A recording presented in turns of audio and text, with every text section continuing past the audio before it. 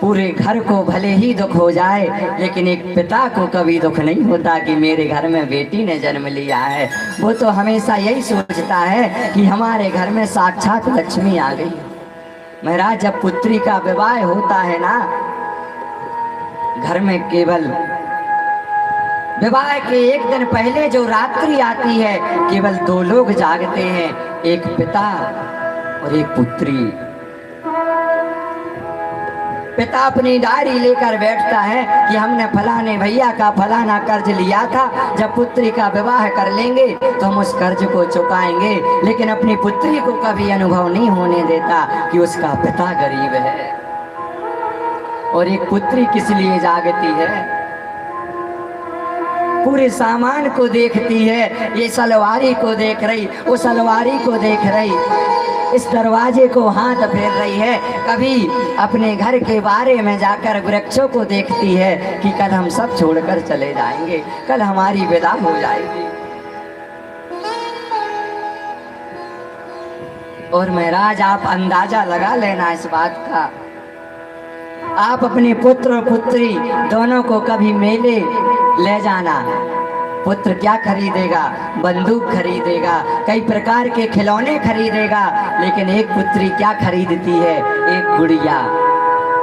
पुत्र मेले से आते समय उस खिलौनों को तोड़ देगा, लेकिन पुत्री उस गुड़िया को जिंदगी भर संभाल कर रखती है और इतने समय तक रखी रहती है। और जब उसका विवाह होता है तो महाराज उसको अपने ससुराल भी ले जाती कि हमारे पिताजी ने हमें दिलाया था।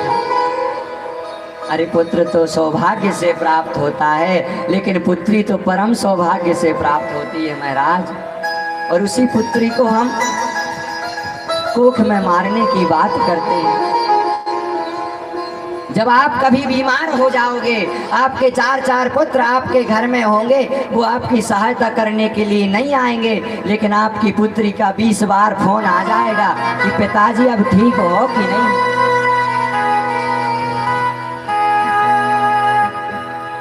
और हम उसी पुत्री को भला बुरा कहते हैं। अरे, तुम्हें पता है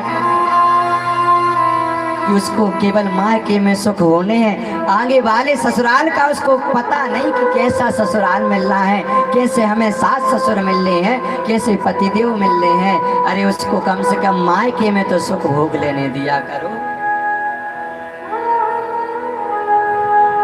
क्या वो नहीं चाहती हम भी वहाँ घूमें, लेकिन अपने मन को मार लेती है, उसी घर में अपना गुजारा बसेरा कर लेती है। भले ही वो फटे पुराने वस्त्र पहन ले, लेकिन अपने पिता से कभी कहती नहीं कि पिताजी आज हमें नए कपड़े चाहिए, क्योंकि उसको पता है कि मेरे पिताजी की हालत कैसी है। अरे, घर को